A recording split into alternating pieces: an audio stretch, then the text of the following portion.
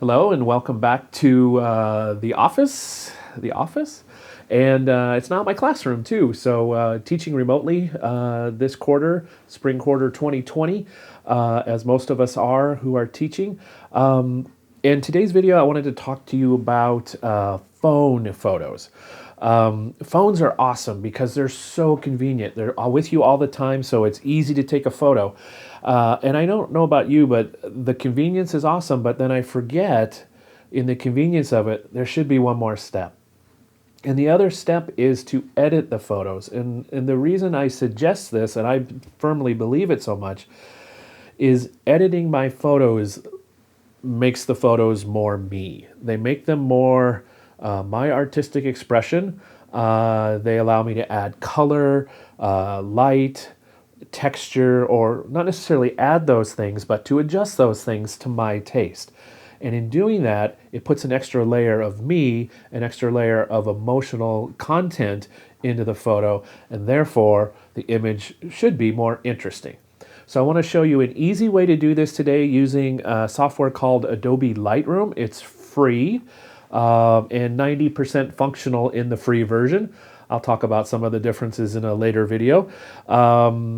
And the neat thing is the app for your mobile device has all the tools that the desktop version does, that the computer version does. So it's really powerful, but also really simple. And I'm going to show you how to use it right now. So I want to show you how to install, import, and do some basic edits on a photo using Adobe Lightroom for mobile. So here's how this works. So we're going to start first with getting the app installed on your phone or your mobile device. It also works on tablets like iPads and such.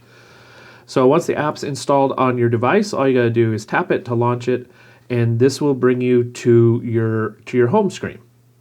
And your home screen will have your most recent photos. Plus, the neat thing is there's some learning options here on the screen from Adobe, as well as some photos that other folks have shared from the Adobe community. So that's the home screen across the top, and then you go to the next tab over, which is your photos, your library. That is your collection of photos, and in here you'll see everything has 0 because there's no photos here yet. So to start adding photos, I like to organize my photos. Keeping them organized makes them much easier to find later on. And that happens quite often. I'll either need to find it for a personal project or maybe a client will want something. But being able to find your photos is a really big deal. So Lightroom organizes photos in albums.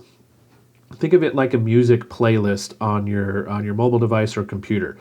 It's a place to organize your photos. So in the middle of this screen, you'll see albums, and go down to that and then click the plus sign to the right there. So the plus sign will let you create a new album or a new folder. A folder is a collection of albums, and then an album is a collection of photos. So I'm going to make a new album here, and I'm going to call this London for the photos I'm going to add just to demonstrate this. So London, the album is created, and there are 0 photos in it, so that's what that 0 means. So to add photos, it's really simple. Just tap on the 3 dots that are on the right-hand side. So tap the 3 dots, and here's our options. For now, I'm just going to use the top option, which is to add photos.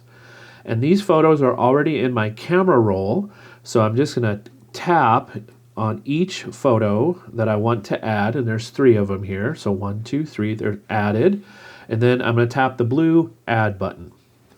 And then the photos will be imported into Lightroom, and they're ready to be worked on. Now you'll see that London, that album I just made, has the number 3 below it, which means there's 3 photos in it. So now I want to tap on the icon for the album, and we're just going to do work on one photo here really quickly, doing what I'll call basic edits. And I call them basic edits because it's referencing back to the tools that are the way they're organized in the desktop version of this program, which is called Lightroom Classic. And it has a basic panel with the 13 controls we're going to go through really quickly here. So again, why am I doing this? Why are we even editing photos? Well, I'm editing photos because this photo that I'm seeing on screen, and most of the time any photo I see on screen after I take it, doesn't look exactly like I want it to look to tell the story about the thing that I took the image of. It may be accurate, it may be correct exposure, but it doesn't have a story yet. And I get to add that story in part or complete the story with the edit. So, first thing I do is I look at the photo, I kind of diagnose it, decide what I need to do, and I'll often start that by looking around the edge of the photo, see if there's anything that I want to fix and address right away as far as maybe straightening things that weren't quite straight to begin with, or if there's parts of the image around the edge that I don't want to include anymore. This photo is pretty straight, but there's something I don't want to include now. And as I see it on the screen here, what I'm noticing is above the columns, there's a little thin bit of the building showing. And to me, it feels like, think about it like, I feel like it's a forehead that's cut off in an image, or that you're standing really close to the ceiling.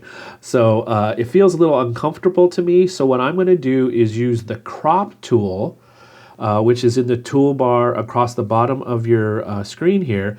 I'm going to tap on that, and it brings up the crop rectangle.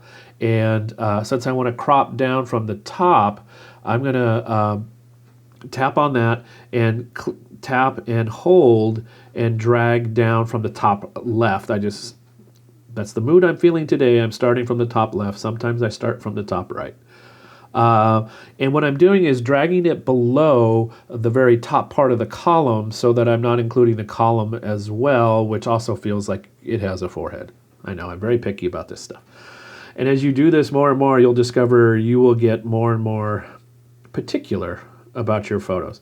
When I do that crop, the image is slightly now off to the right-hand side of the image, so I want to bring it back to the middle, so I just tap on the screen and drag, and then line it up with that middle point at the bottom and the middle point at the top, and there we go. Also with the crop tool, you could rotate. At the bottom of the screen, you would just drag and rotate if this was slightly crooked, but it's not, so I'm good. So here at crop and rotate, I'm done with the rotate and cropping, and so I'll tap on the check mark in the bottom right corner to complete this. All right, next steps. What is it missing? It feels like it's kind of gray, it's kind of flat, it's not as dramatic as I remember. So that's where I want to go. I want this to feel like the very, very important looking door it looked like. So and add a bit of texture and age to it and drama through light and color. So I'm going to skip over to at the bottom of the screen to light, those controls. And in this area we have exposure, contrast, highlight, shadows, whites, and blacks. And if you've ever done editing with software before, exposure and contrast are probably familiar to you. And they're powerful, but they're not very subtle. So exposure, especially as I drag it to the right, and this is true of most of the controls in Lightroom, when you go to the right, things will get brighter, or you're increasing the amount of that control you're adding, that setting. If I go to the left, it gets very, very dark. I'm going to go just a little brighter here. How much? I'm just eyeballing it. You know, so I'll go a little brighter. There we go on that. Contrast, what that control does is it makes if you go to the right, it will make your darks darker and your brights brighter. So more dramatic. So if I go to the right, we're making the shadows darker and the brights a little brighter. If I go to the left, all the way, everything gets a little more gray. And when you're first starting out with this, or even not sure where to go with an image, just drag these side to side and see how it goes. You know, see where, oh, that's looking good, but that's a little too much, and then just back up a little bit. I'll do that if I'm not quite sure what to do with an image. And then there you go. So next we have highlights, shadows, whites, and blacks. And those are specific slices of brightness in your image in different tonal ranges of brightness. Highlights are the medium brightest parts. So in this image, it's mostly going to be the pillars, a little bit on the door highlight. The shadows are the medium darkest thing, so that's going to be in the archway. Excuse me. The whites will be the very brightest parts of the photo, which will be the door and above the window, the window above the door, and the blacks will be the very darkest part of the image. So let's start with highlights because it's at the top. And I'm going to just drag it to the right, see what happens. Where do I want to stop? Somewhere right around there. Again, I'm trying to add a little impact and pizzazz here. And sometimes when you change one control, you may find it affects another one, so you want to go back and maybe readjust. Shadows, if I go this way, everything gets brighter, and I don't want that. I want more mystery, so I'm going to make the shadows darker. As you're doing photos, you're editing your photos, think about movies and other videos, how they use light and color to tell stories. So when there's drama, it tends to be darker. When there's happiness, it tends to be brighter. Again, happy also has a color that goes with it. It tends to be the warmer colors, the oranges and the reds. And maybe sad and quiet has the blues and the greens. So we'll get to color in just a minute. Whites will be the very, very brightest parts of the photo. That's going to be the bright highlights on the door and the window above the door. That looks pretty decent. And then the blacks are the very darkest part of the photo. So I'm just going to start with going to the left to see what happens. That's a little too much for what I want to do, but it's the general idea I want to go to when I go -100. So we'll go right about there. So we've just adjusted the light in the photo. So we've changed a whole bunch of things. Let's see what we've done really quickly. If you do a long tap on the image, it'll show you before, where you started with this edit. So there's where we started, and that's where we're at now. So we're already making some pretty dramatic changes. Let's go over to color. And there's 4 controls in here that we're going to use right now. Temperature and tint, those are connected to white balance, which is the color of light in the image. Vibrance and saturation, which are the richnesses, the richness of all the colors. And they have a little different effect, and I'll talk about that in a sec.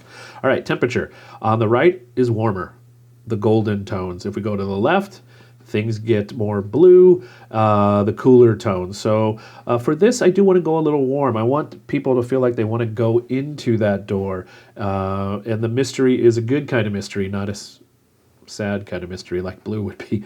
And then the tint, if I go to the right, it's a pink overlay. If I go to the left, it'll be green.